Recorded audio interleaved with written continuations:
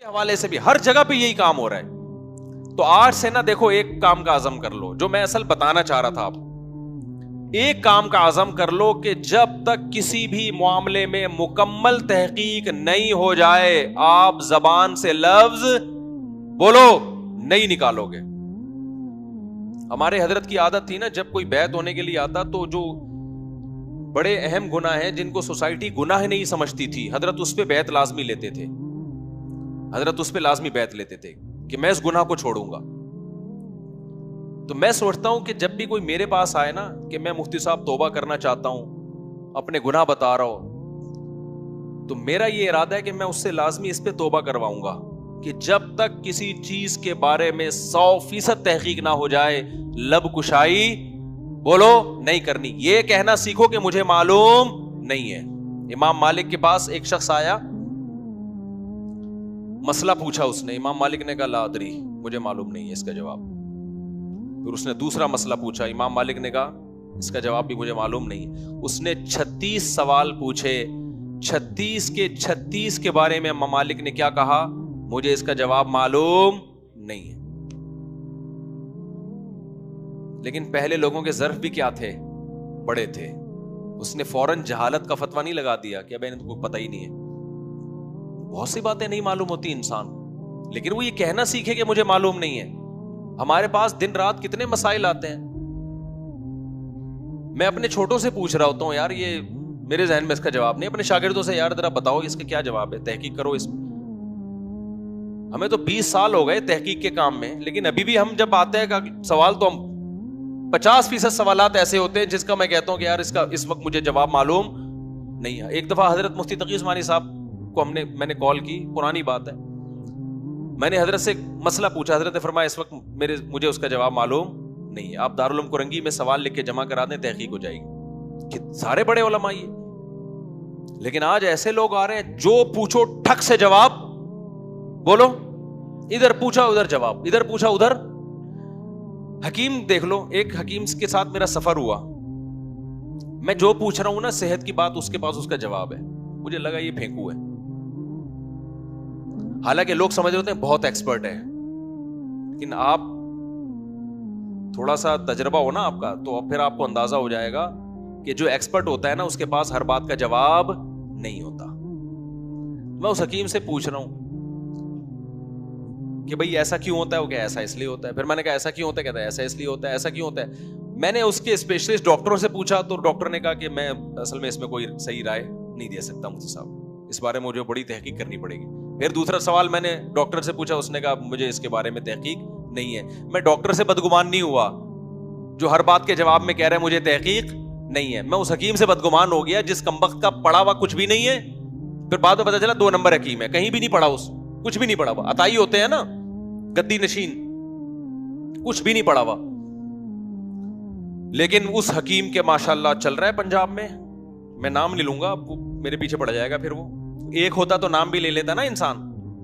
روحانی علاج کے بھی دفتر چل رہے ہیں اس کے, اور ماشاءاللہ منجن بھی دبا کے بک رہے ہیں. پتہ نہیں لوگوں کی صحتوں کا کیا حال ہو رہا ہوگا. ہر آدمی ہر فیلڈ میں. تو میں جو بیان لے کے چلا تھا نا کہ پورے اسلام میں داخل ہو جاؤ, میں کہہ رہا تھا کہ بعض دفعہ انسان قربانی اس لیے نہیں دے پاتا کہ وہ اتنا کنفیوز ہو چکا ہوتا ہے, تجزیہ ہی نہیں کر پا رہا ہوتا. جب کنفیوز ہوتا ہے تو اس کے لیے, مثال کے طور پر ایک عورت ہے, وہ پردہ کرنا چاہتی ہے, لیکن اس کو پردہ کرنے میں بہت بڑی قربانی دینی پڑے گی, جیسے کہ دینی پڑتی ہے. لیکن کسی اسکالر نے اس کے دل میں شک ڈال دیا کہ اسلام میں ایسا پردہ ہے ہی نہیں جیسا تم کرنا چاہ رہی ہو. اب وہ قربانی دے گی نہیں, شک پڑ گیا نا اس کو, یار پتہ نہیں یہ میں جتنا کچھ کر رہی ہوں کہ یہ اسلام کا حکم بھی ہے یا نہیں ہے, کہ بھئی یہ جو ہے یہ کریں بھی کہ نہیں کریں. ہر چیز میں شک, ہر چیز میں شک. طلاقیں دینے کے بعد تو یہی ہوتا ہے, 3 طلاقیں دینے کے بعد جب فتویٰ دیا جاتا ہے نا کہ طلاقیں ہو گئی ہیں, بہت بڑی قیامت ٹوٹتی ہے میاں بیوی پہ. وہ قربانی دینے کے لیے تیار ہو جاتے ہیں کہ یار جب اللہ رسول کا حکم ہے ہم زنا نہیں کر سکتے, کہیں سے فتویٰ مل جائے گا 3 کتنی ہے 1. اب شک پیدا ہو گیا نا, اب کہتے ہیں یار اب یقینی حکم تو نہیں ہے یہ. ہر چیز میں کیا ہو رہا ہے. یہ اس زمانے میں نا اسلام کے ساتھ جو سب سے بڑا ظلم ہو رہا ہے وہ اس زمانے میں ان نام نہاد مذہبی اسکالرز کی وجہ سے ہو رہا ہے کہ ہر چیز کو انہوں نے کیا کر دیا, شک ڈال دیا. تراویح کا دیکھ لو, امت ہمیشہ سے 20 رکعت پڑھتی آئی ہے. رمضان میں لوگ قربانیاں دیتے تھے کہ یار سنت ہے, اتنا ثواب ملتا ہے. اب اس میں کیا ہے, شک, یار پتہ نہیں 20 ہیں 8 ہے جی, کوئی 13 کہہ رہا ہے, کوئی 8 کہہ رہا ہے, کوئی کچھ کہہ رہا ہے, شک پڑ گیا اس میں. پھر چلو یہاں تک بھی غنیمت تھا کہ یار پڑھ تو رہا ہے, ایک شک یہ ہے کہ ہے بھی کہ نہیں ہے. غامدی صاحب کو سنو تو وہ کہہ رہے ہیں تراویح سرے سے کوئی چیز, اور اتنے کانفیڈنس کے ساتھ اتنی غلط بات, کہہ رہے سرے سے کچھ ہے ہی نہیں, ایسے بنائے ہوئے. اب بتاؤ کیا نتیجہ, کیا اس کا فیوچر میں رزلٹ کیا آئے گا؟ صرف وہ لوگ بچیں گے جن کا علماء سے گہرا تعلق ہے, صرف وہ بچیں گے اسلام پہ. یہ میری پیش گوئی ہے, باقی سب برباد, سب برباد. کیونکہ آگے پھر اتنی شاخیں نکلیں گی نا, اتنی شاخیں نکلیں گی, اتنی شاخیں کہ آپ کی سوچ ہے, اتنی شاخیں نکلیں گی. وہ میں نے کہا تھا نا کہ یہ خواتین جو صفا مروہ پہ دوڑتی ہیں, چلتی ہیں, دوڑتی نہیں ہیں, ایسے اسکالرز بھی پیدا ہوں گے جو کہیں گے دوڑیں, کیونکہ حدیث میں ہمیں کہیں نہیں ملتا پیغمبر کا حکم کہ نہ دوڑیں. حدیث میں تو یہ کہ جیسے میں حج کر رہا ہوں ویسے حج کرو. اگر آپ اسلاف کو فالو نہیں کریں گے نا اور ہر چیز پہ حدیث مانگیں گے تو ہمیں خواتین کے صفا مروہ پہ دوڑنے کی ممانعت پر کوئی واضح دلیل نبی سے نہیں ملتی. تو میں نے یہ پیشگوئی کی تھی, دیکھنا فیوچر میں ایسے اسکالرز پیدا ہوں گے جو کہیں گے عورت بھی وہاں پہ دوڑے گی. اور میں نے نیٹ پہ دیکھا ایسے اسکالر پیدا ہو چکے ہیں, اور وہ ہیں بھی ایسے نہیں جو مشہور نہ ہو, دنیا ان کو فالو کرتی ہے, ان کا فتویٰ آ گیا ہے کہ بھئی عورت بھی دوڑے گی, یہ آہستہ آہستہ چلے گی. یہ کہاں سے ثابت ہے؟ اور دلیل یہی دے رہے ہیں کہ حضرت ہاجرہ تو عورت تھیں, وہ تو دوڑی تھیں. اب اس کا مطلب کیا ہوا, یہ پوری امت اب تک کیا کھا رہی تھی, گھاس کھا رہی تھی. اس کو تو پتہ ہی نہیں تھا کہ عورت نے چلنا ہے کہ دوڑنا ہے. تو یہ آہستہ آہستہ اسلام کیا ہو رہا ہے, چینج. اس کو روکنے کا طریقہ کیا ہے بھائی؟ اسلاف اور ان کے جو طریقہ صدیوں سے متواتر چلا آ رہا ہے نا, اس سے چمٹ جاؤ, اس سے دائیں بائیں جانے کی کوشش مت کرو, ورنہ کنفیوژن کا ایک لا متناہی سمندر ہے. اس دلدل میں ایسا پھنسو گے نسلیں تباہ ہو جائیں گی تمہاری.